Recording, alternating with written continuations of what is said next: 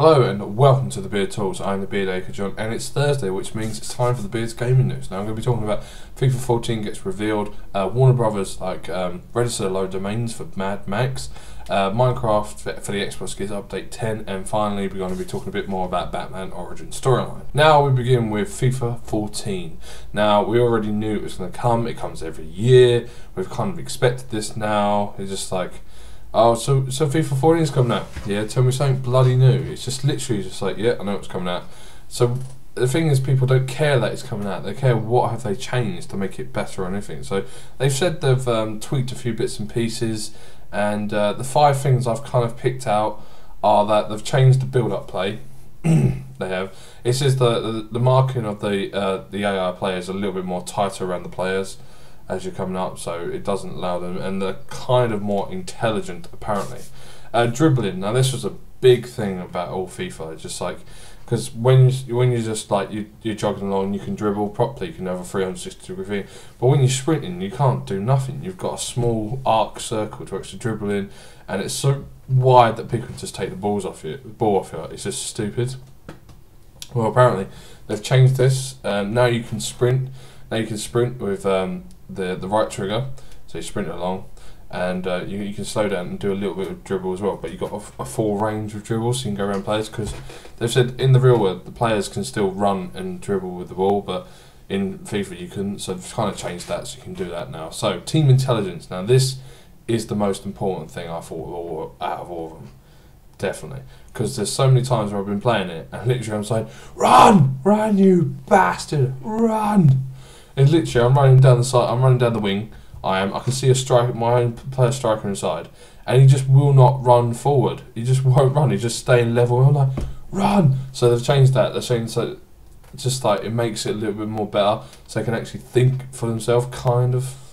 But it just means you can actually pass them behind defenders. So they're running up, so drop back. You pass, they run forward and get it. Simple as. Protect the ball. Now this is an interesting one. It's just like, now you've got a sprint with your right trigger and you've got protect the ball with the left trigger. So you could be sprinting down the wing, you could sprint, you let off your sprint a little bit more, you shove on the left trigger and you protect the ball. It's a little bit easier than holding 2 buttons as you did in FIFA 13. Lastly, shooting.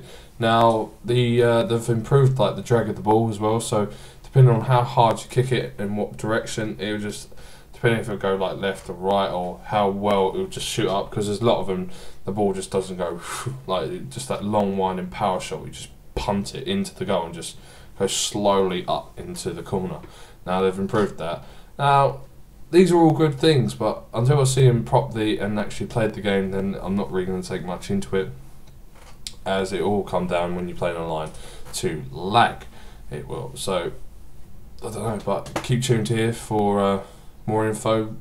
It's due out due out by the end of this year. I was going to suggest just before the winter holiday period, because they've suggested it was going to be coming out on Xbox 360, PS4 and PC, so no next gen consoles in there yet. So that's why I suggest it probably come out maybe around about September, just before perhaps September. I will suggest that. Next, Warner Brothers has registered a load of Mad Max domain names on the internet, such as madmaxgame.co.uk, madmaxgame.com, madmaxthegame.com, etc, etc, etc. Now the thing is, the film Mad Max Fury Road has been in production for quite a while now, and is due out next year. And we think the games could be based on this, but the game's been on and off for so many years. The first announcements of this game were back in 2008.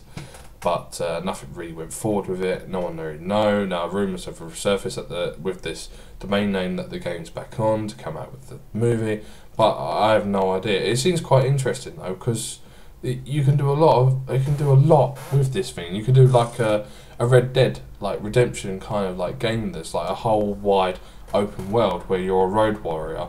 You have a car, gun, etc., and you have to go and scavenge like parts and fuel and etc., and like trade with people and like protect people or something. Just drive off.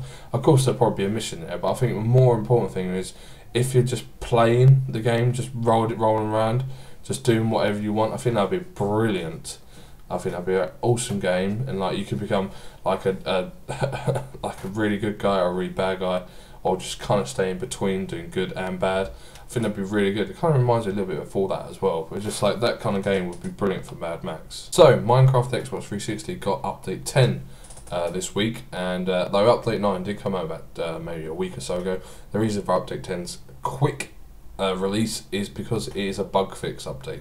Because there were so many bugs with update 9 that they need to get in and fix them as quick as possible, because they were stopping people from actually playing the game properly, and it was really annoying. It was. I didn't actually play it on there, but I heard quite a few people moan about it, so I'm quite glad.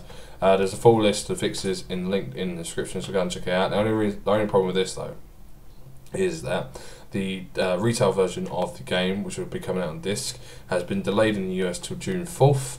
Now, if I think about this, it ain't really going to affect much. It's just going to be because the rest of the retail version of the game is going to come out in June for the rest of the world, so not really much difference here. Now, people are saying, why would you need that when you can just download it for Xbox Live? Well, people like to have the disc. I just say, oh, I've got it on disc, instead of just like, oh, I'll just download it. Because the download doesn't really mean nothing. It's just a download. And it's just like, if you lose something, it's like, oh crap, just download it. And then the disc, you got the disc, and you can just sell it on if you wish to. You can. Now, I don't think it's going to affect much. Hopefully the retail version is just going to be the same, but they're just going to put a new update on. That's why it's going to be delayed. So, oh well, just have to wait and see now. So, Batman Arkham Origin Story. Now, I spoke about this last Thursday a little bit.